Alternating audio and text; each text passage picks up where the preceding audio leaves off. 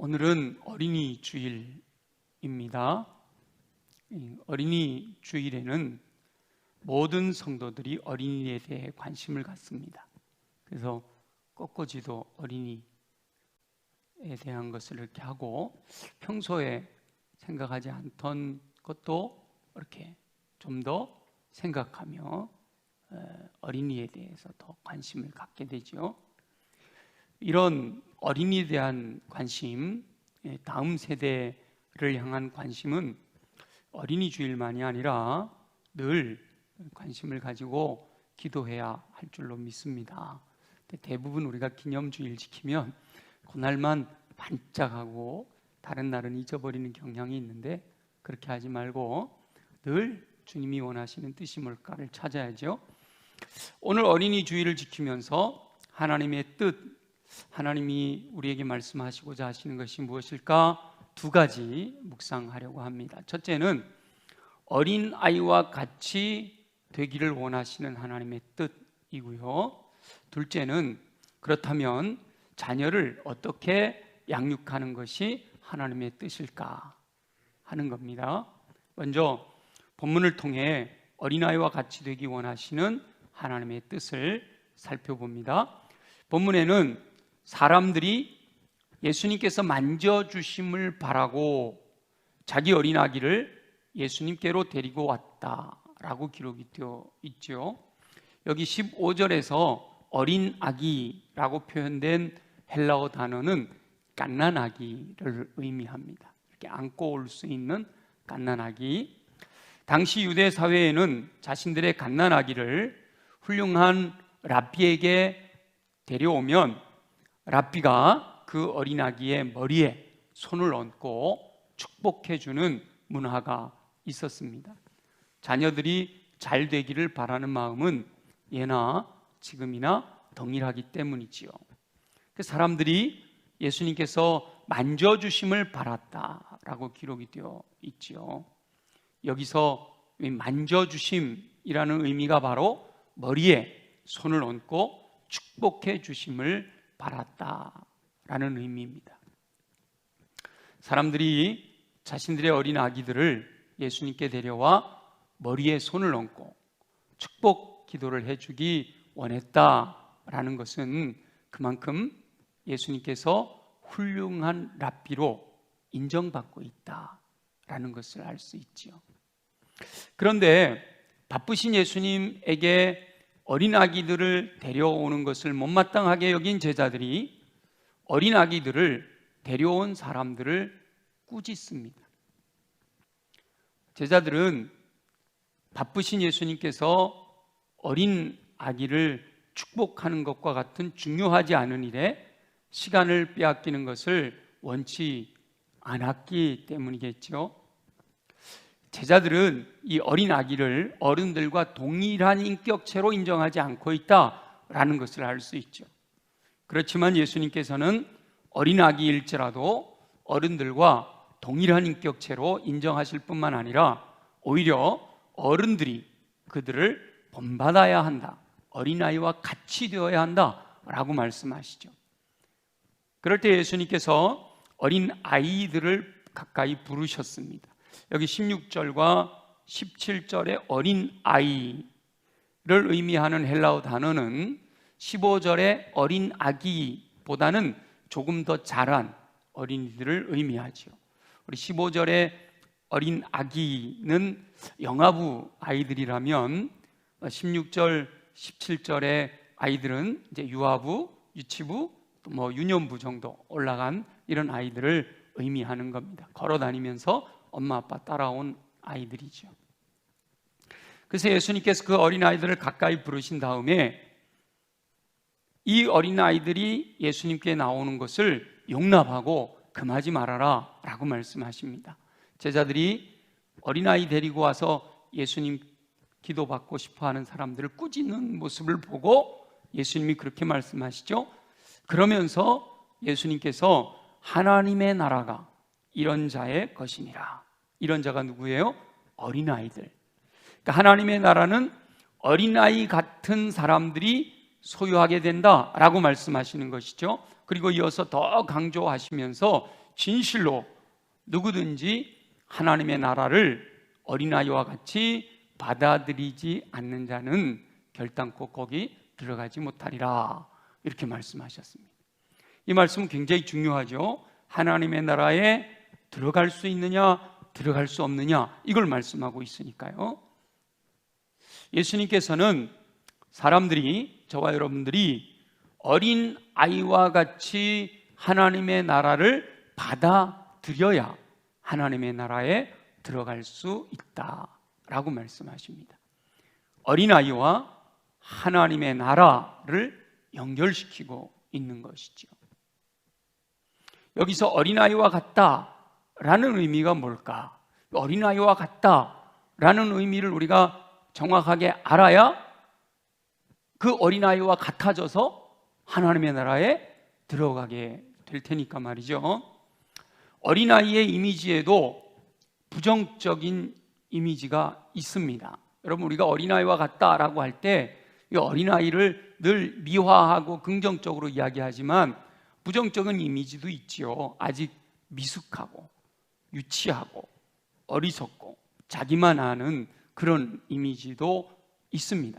그러나 예수님께서 어린아이와 같이라고 말씀하실 때는 부정적인 이미지의 어린아이들을 말씀하시는 것은 아니고요, 긍정적인 의미에서의 어린아이 같은 자와 이 하나님의 나라를 연결시키고 있는 겁니다. 그 어린아이의 긍정적인 이미지는 여러 가지 이미지가 있을 수 있죠.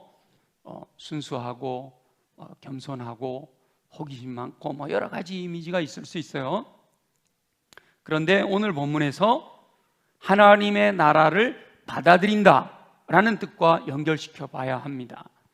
17절에 내가 진실로 너에게 이르노니 누구든지 하나님의 나라를 어린아이와 같이 받아들이지 않는 자는 결단코 거기 들어가지 못한다 하시니까 말이죠, 어린아이의 이미지와 받아들인다, 하나님 나라를 받아들인다 라는 뜻과 연결시켜 봐야 된다는 거예요. 본문에서 이 받아들인다 라는 헬라어의 단어는 영접하다, 손에 쥐다, 인정하다 라는 뜻을 포함하고 있습니다. 그러니까 어린아이들이 아무런 이의 없이 하나님의 나라의 실체를 인정하고 또 거기에 들어가고 싶어 하는 것, 그것이 바로 받아들인다라는 의미입니다. 어린아이와 같다라는 것은 어린아이들은 하나님의 나라가 존재한다라는 것을 의심하지 않습니다. 벌써 하나님 나라가 천국이 있을까요 없을까요 생각하는 건 벌써 어린아이 단계를 뛰어넘은 거예요. 요즘은 너무 빨리 조숙해가지고 우리가 흔히 어린아이라고 하는 그 나이 때도 벌써 그런 궁금증을 갖는데, 우리 예수님께서 말씀하실 때 어린아이와 같다라고 하는 긍정적인 이미지의 어린아이들은 하나님의 나라가 존재한다라는 걸 의심하지 않는 것, 천국이 당연히 있다라고 받아들이는 걸 의미하는 겁니다.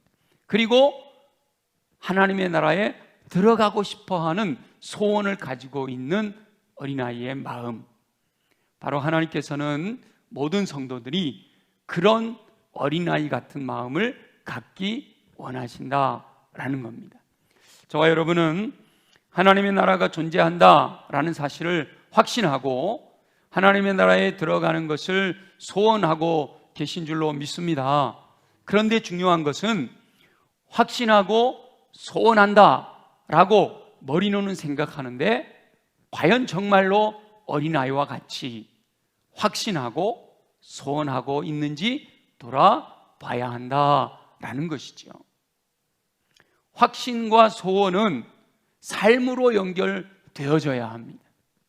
확신하고 소원한다라고 하면서 삶에서는 전혀 그런 모습이 보이지 않는다면, 하나님의 나라가 있고 나 하나님 나라 들어가고 싶어 소원한다, 근데 실제로 삶에서는 그렇게 살고 있지 않다, 그것은 진정으로 확신하고 소원하고 있지 않은 것이다 라고 보아도 무방하다는 거죠.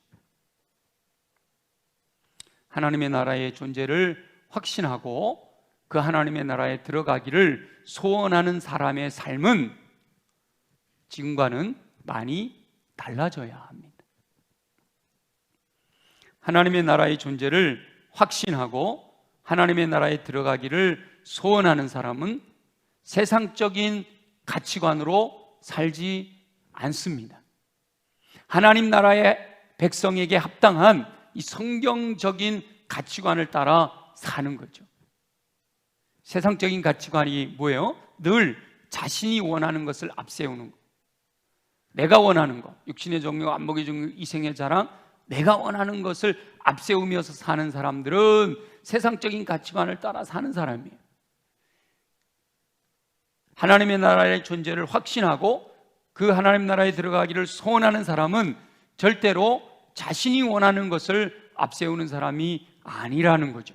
하나님의 뜻이 무엇인가를 묵상하며 그 뜻을 이루어 드리는 삶을 살려고 노력하는 거예요. 매일매일 순간순간 하나님이 원하시는 게 뭘까? 이때의 하나님의 뜻은 뭘까? 어떻게 하는 것이 하나님이 기뻐하시는 걸까? 이걸 늘 생각하면서 살아가려고 노력한다면 그 사람은 진짜 하나님의 나라를 확신하고 하나님의 나라에 들어가기를 소원하는 사람이 되는 것이죠. 자신의 관심이 어디에 있는가 살펴보면서 점검해 봐야 합니다. 요즘 젊은이들이 주식 하느라고 막 이렇게 빠져 있다 그러잖아요. 영끌해서 주식하고 부동산.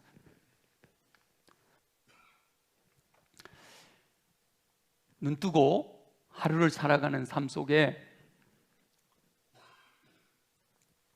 내 관심이 이렇게 뭐 주식이나 부동산이나 이렇게 세상적인 것들에 빠져 있다면 여전히 세상적인 것에 마음을 빼앗기고 살아가고 있다면 예수님께서 말씀하시는 어린아이와 같은 삶을 살지 못하고 있다라고 봐야 한다는 거죠.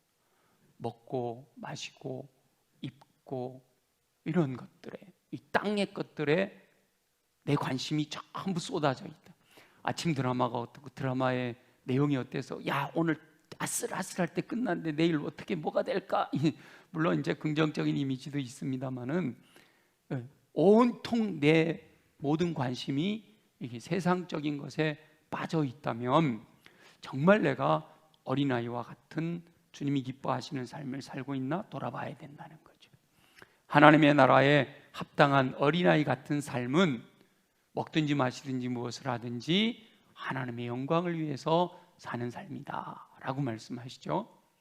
여러분 먹을 때 하나님의 영광을 위해서 드시나요?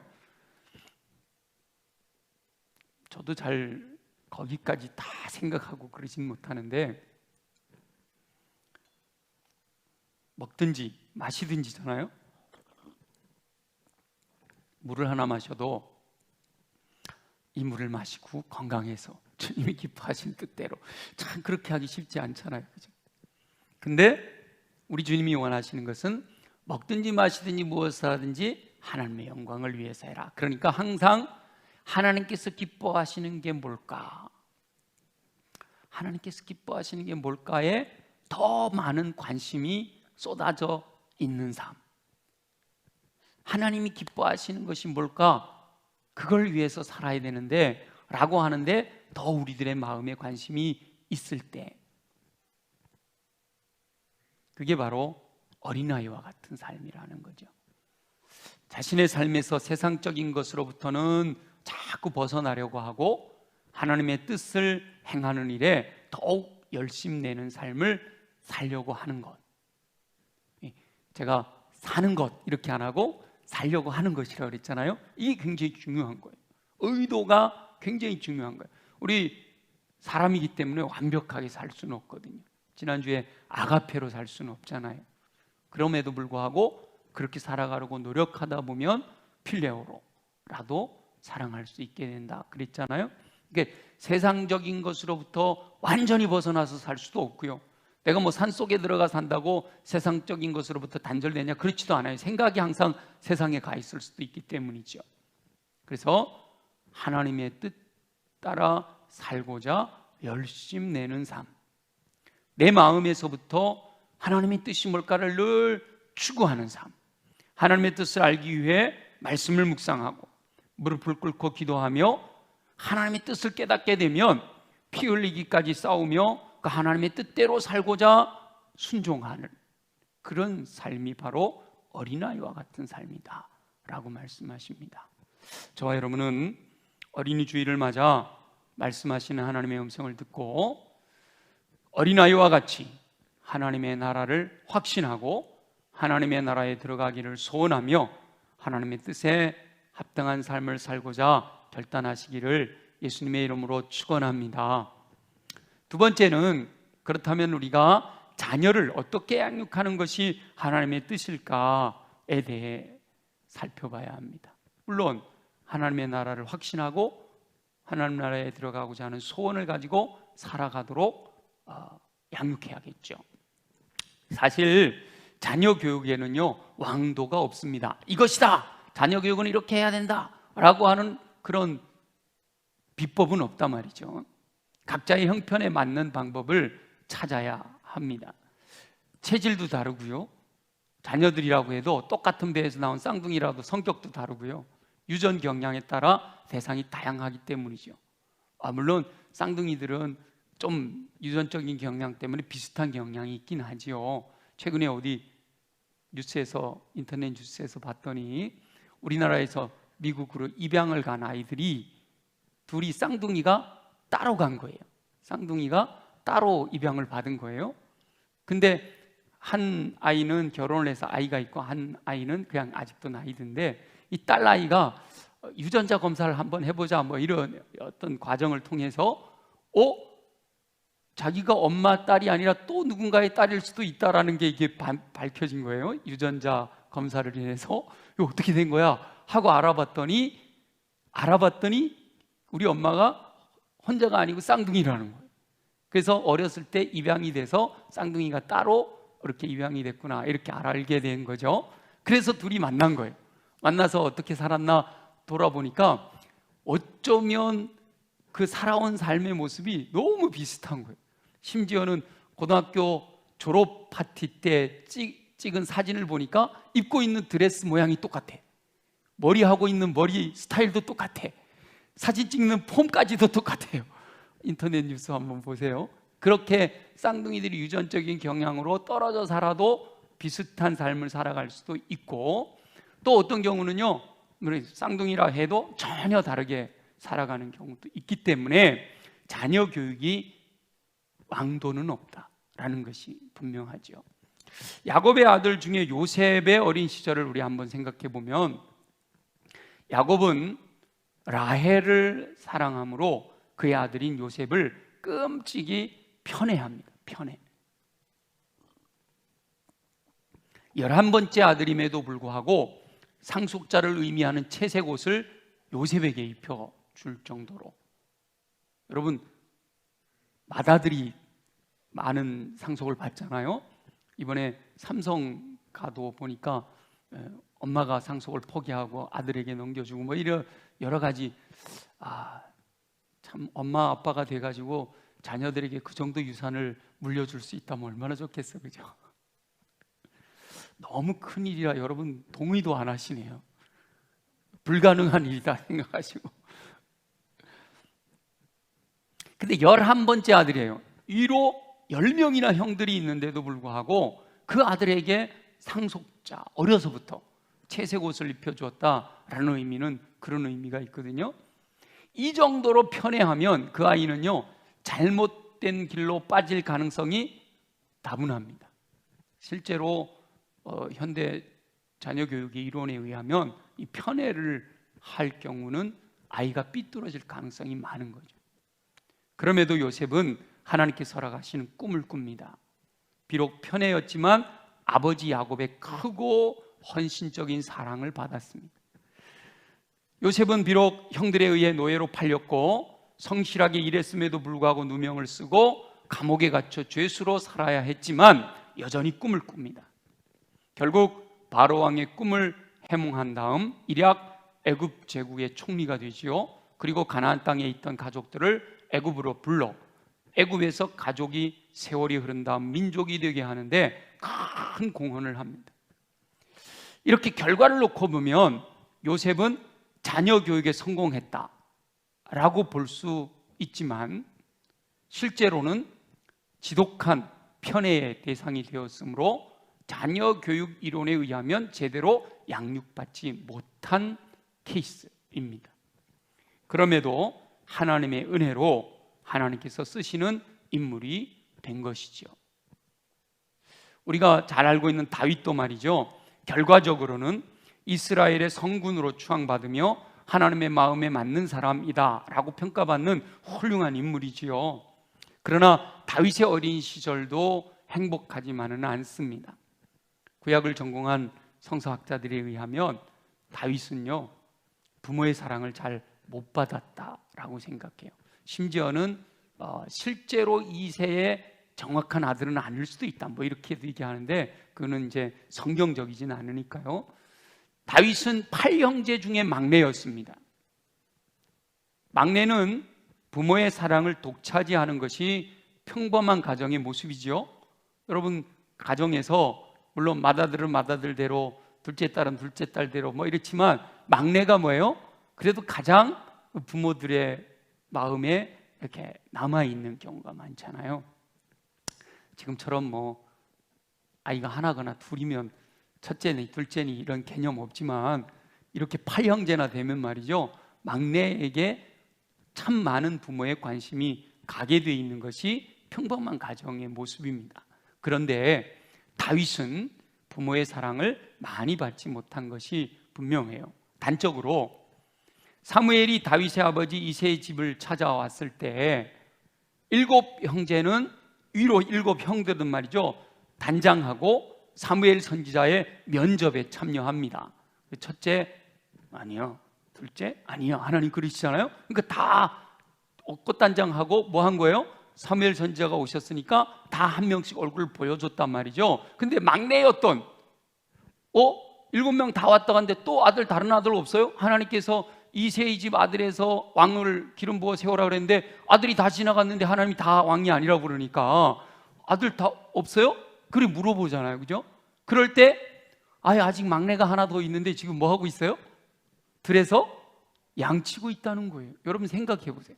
8형제 중에서 정말 귀한 손님이 와가지고 아들들을 면접한다 그러면 막내를 7명 그대로 놔두고 막내를 양치는데 내보낼 부모가 과연 얼마나 있겠어요?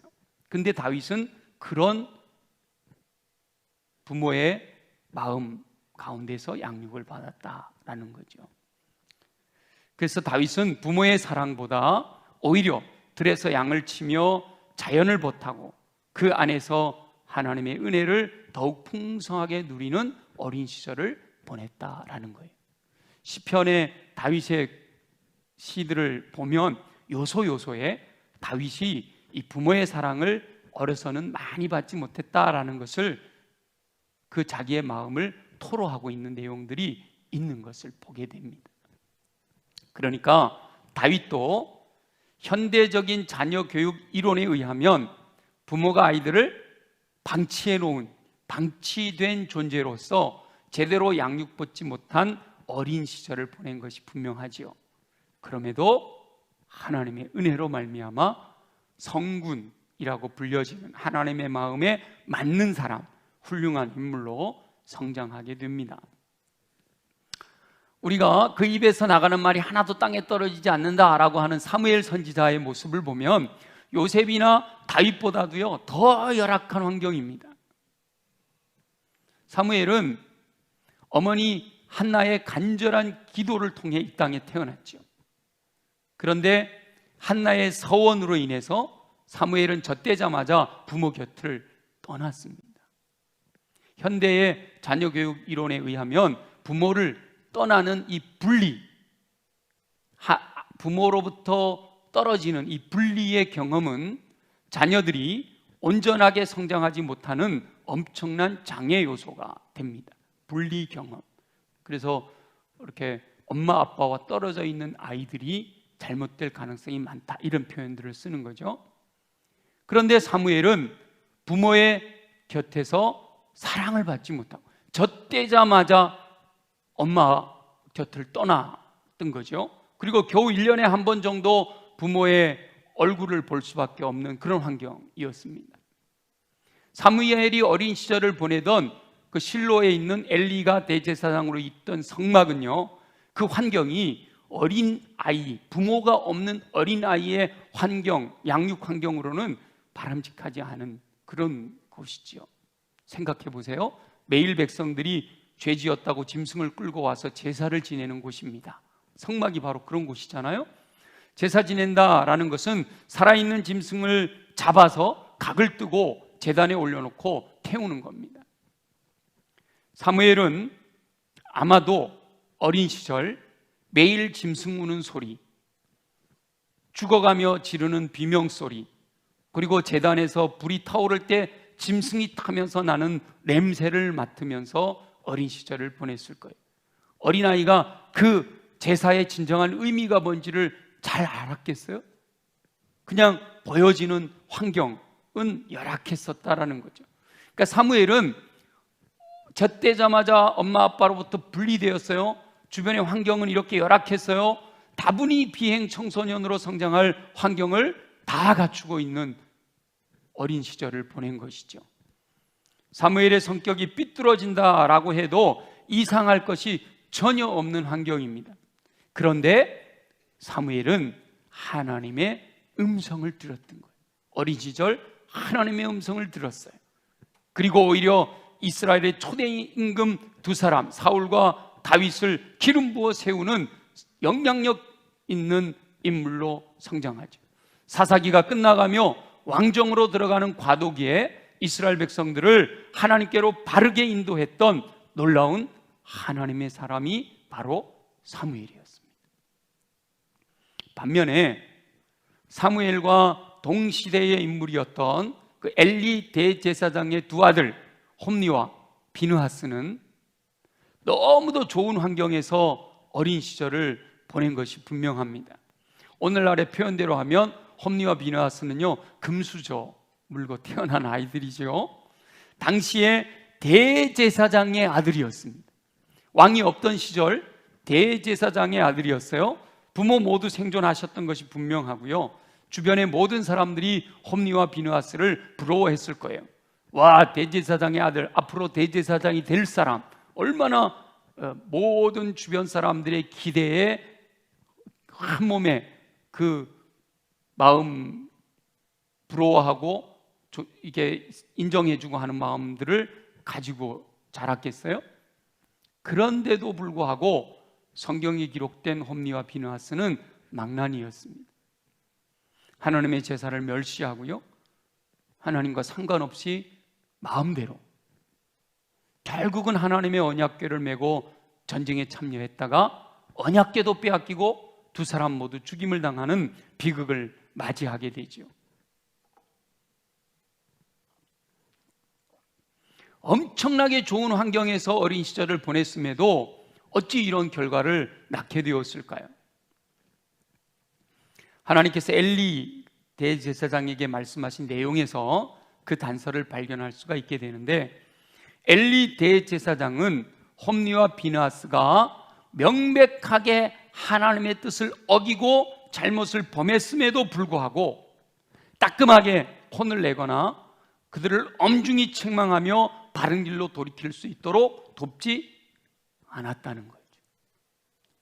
그러지 마, 그러면 안 되잖아, 이 정도만 했지, 데려다가 따끔하게 정말 이러면 안 되는구나 라고 하도록 정확하게 바른 길로 이끌어 주지를 못했다는 거죠.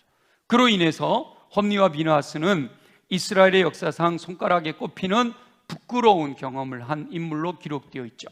언약궤를 빼앗기고 동시에 둘이 죽어나가는, 그러니까 어린 시절의 환경이 그 사람을 훌륭하게 양육할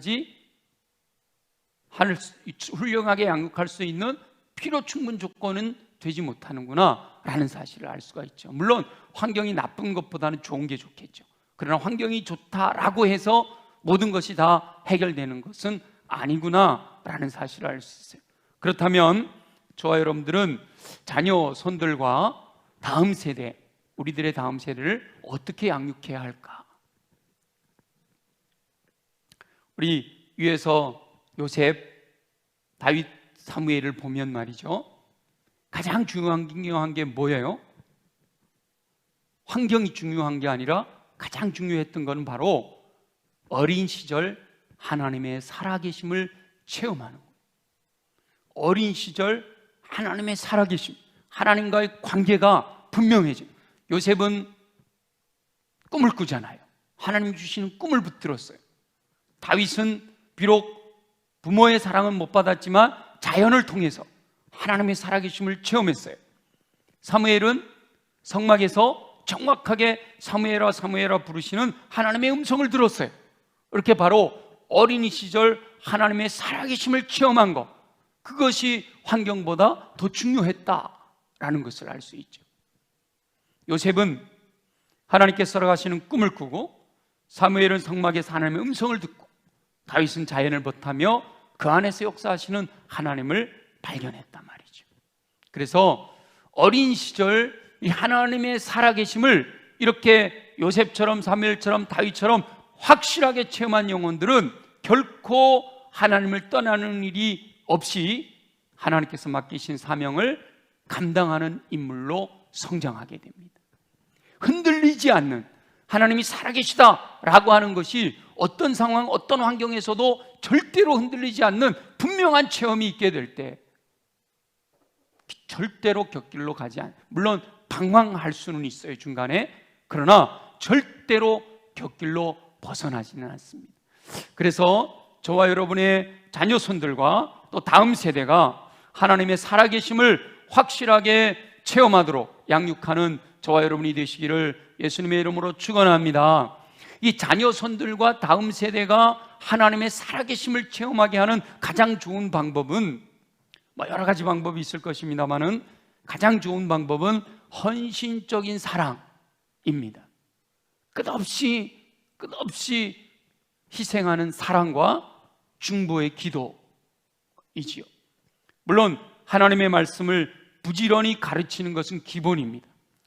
교육심리학자들에 의하면 어린 시절 받은 헌신적인 사랑은 그 사랑을 받는 이에게 자존감을 갖게 해주므로 성장한 후에도 바른 인물로 세워지는 힘이 된다라고 말씀하십니다. 그래서 젊은 엄마 아빠에게 양육된 아이들보다는 할머니 할아버지 밑에서 자란 아이들이 자존감이 더 크다고 그래요. 왜요? 엄마 아빠는 그렇게 막 삶이 바쁘다 보니까 헌신적인 사랑을 주는 게 좀 어렵잖아요. 근데 할머니 할아버지는 어때요? 그냥 무조건이잖아요. 무조건 다 주잖아요. 다 오케이잖아요. 그래서 이렇게 헌신적인 사랑을 받는 것, 굉장히 중요하다는 거예요. 근데 또 여기서 너무 헌신적인 사랑을 한다고 오냐 다 받아주면 할머니 할아버지 밑에서 자란 아이들은 뭐가 없다 그러죠? 버릇이 없다는 소리를 또 듣게 되죠. 그래서 두 번째, 이 말씀을 따라 정확하게 가르치는 것, 홈리와 비나스처럼 다 받아주는 게 아니라 잘못된 것은 잘못됐다고 지적해 주는 게 중요하고요. 그리고 무엇보다도 중보 기도는, 우리 아이들을 위한, 우리 다음 세대를 위한 중보 기도는 헌신적인 사랑까지도 뛰어넘는다라는 사실을 우리 사무엘의 어린 시절을 통해 발견할 수가 있죠. 사무엘의 어머니 한나는 성막으로 보낸 사무엘을 위해 쉬지 않고 눈물로 기도했을 것이 분명하기 때문입니다. 여러분, 엄마 마음을 가지고 젖된 아들, 하나님께 기도하여 응답받았기 때문에 서운한 대로 아이를 젖대자마자 엄마 아빠에게서 떼어내서 성막으로 보냈는데, 그렇게 보내놓고 니는 알아서 잘 살아라, 한나의 기도하는 한나의 모습을 보면 그렇게 했을 가능성이 없고, 늘 마음에 품고 뭐 했겠어요? 중보하며 기도했을 가능성이 많지요. 그러니까 중보 기도가 그렇게 중요한 거예요. 헌신적인 사랑을 베풀어 줄 수 없는 환경이지만, 그리고 그 사무엘이 자라가는 삶의 환경은 너무나도 열악하지만 중보의 기도를 통해 하나님이 세워주시는 거예요. 물론 자녀 교육에 있어 하나님께서 강조하고 또 강조하는 것은요, 하나님의 말씀을 부지런히 가르쳐라 라는 겁니다. 하나님의 말씀에 비추어 잘못된 길로 갈 때는 엄중한 책망을 통해 바른 길로 이끌어야 함을 깨닫게 되는 거죠. 말씀을 가르치는 거, 이거는 기본이란 말이에요. 기본. 헌신적인 사랑과 중보의 기도도 물론이지만 기본적으로는 하나님의 말씀을 가르치는 것. 그래서 잘못된 행위를 방치하는 것은 그 영혼을 망하게 하는 지름길입니다. 우리가 아이들을 사랑하기 때문에 라는 말 때문에 책망하는 것을 하지 못한다면, 잘못된 길로 가고 있음에도 불구하고 방치해 둔다면 그 영혼을 망하게 하는 지름길이 되는 거다라는 거죠. 그래서 자녀 손들과 다음 세대를 바르게 양육하기 위해서 가장 중요한 것은 뭐냐 하면 바로 양육하는 위치에 있는 부모나 어른들이 본을 보여야 한다라고 하는 겁니다. 말로 하는 가르침은 힘이 없습니다. 아빠는 그렇게 하지 않으면서 말로 야 너는 그렇게 해야 돼 이러면요, 아이가 그 앞에서는 무서우니까 그러지만 속으로는 아빠는 안 하면서 이러면서 안 한단 말이에요. 말로 가르치는 것은 힘이 없어요. 말로 하는 교육보다 눈으로 보여주는 것이 더 중요하고요, 눈으로 보여주는 것보다는 온몸으로 체험하게 하는 것이 더 중요합니다. 가정에서는 부모와 함께, 교회에서는 어른들과 함께 하나님의 말씀을 배우며 말씀대로 생각하고 말씀대로 말하고 말씀대로 행동하는 어른들을 보고 그들과 부대끼며 생활함을 통해 온몸으로 체험하는 것이 가장 좋은 거예요. 그러니까 믿음 좋은 부모 밑에서 믿음 좋은 아이들이 나오는 거죠. 엄마 아빠 하는 모습을 그대로 보고 배우기 때문인 거예요.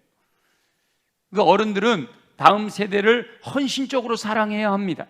그리고 다음 세대를 위한 중보의 기도, 그 무릎 꿇음을 쉬지 말아야 하는 거죠. 그러나 무엇보다 온전한 믿음으로 살아가는 삶의 모습을 보여줘야 한다라는 겁니다.